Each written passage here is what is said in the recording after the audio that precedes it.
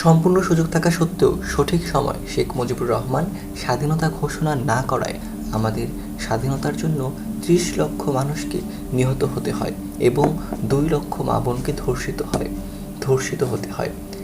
এই ৩০ লক্ষ মানুষ হত্যা এবং ২ লক্ষ নারী ধর্ষিত হওয়ার জন্য দায়ী শেখ মুজিবুর রহমানের মরণোত্তর ফাঁসি চাই। মুক্তিযুদ্ধের চেতনা ধ্বংস করার অভিযোগে শেখ মুজিবুর রহমানের মরণোত্তর বিচার চাই, শাস্তি চাই। যে মুক্তিযোদ্ধারা যুদ্ধ করে দেশ স্বাধীন করেছে এবং দেশ স্বাধীন করে শেখ মুজিবুর রহমানকে স্বাধীন দেশে ফিরিয়ে এনেছে, স্বাধীনতার পর ভারত থেকে সেই প্রকৃত মুক্তিযোদ্ধাদের তালিকা না এনে রাজাকার, আলবদর সহ ভুয়া ব্যক্তিদের মুক্তিযোদ্ধা সনদ দেওয়ার অভিযোগে শেখ মুজিবুর রহমানের মরণোত্তর বিচার চাই, শাস্তি চাই। ক্ষমা না চাইতেই স্বাধীনতা বিরোধী রাজাকার আলবদরদের ঢালাওভাবে ক্ষমা ঘোষণা করার অপরাধে শেখ মুজিবুর রহমানের মরণোত্তর ফাঁসি চাই। মহান বিপ্লবী নেতা কমরেড সিরাজ শিকদারকে বন্দি অবস্থায় বিনা বিচারে গুলি করে হত্যা করার অপরাধে শেখ মুজিবুর রহমানের মরণোত্তর ফাঁসি চাই। সিরাজ শিকদারকে খুন করে পবিত্র পার্লামেন্টে দাঁড়িয়ে আজ কোথায় শেখ মুজিবুর রহমান বলায় তার মরণোত্তর ফাঁসি চাই।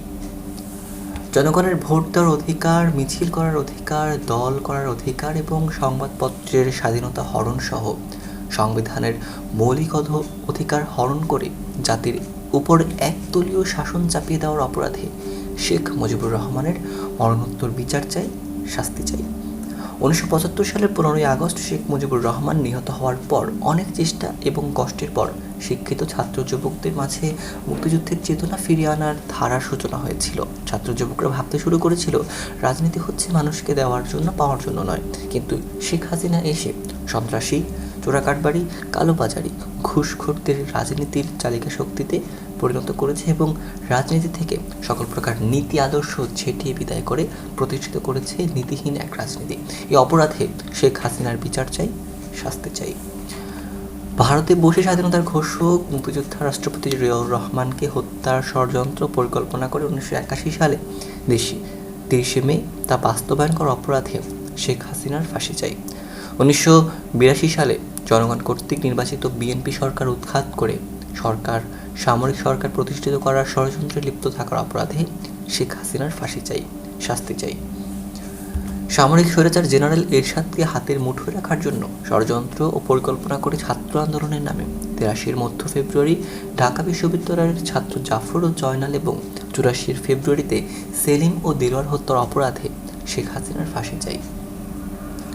1992 সালের ডিসেম্বরে সার্ক শীর্ষ সম্মেলন পণ্ড করার জন্য হিন্দু মুসলমান সাম্প্রদায়িক রায়ট লাগিয়ে দেওয়ার অপরাধে শেখ হাসিনার বিচার চাই, শাস্তি চাই।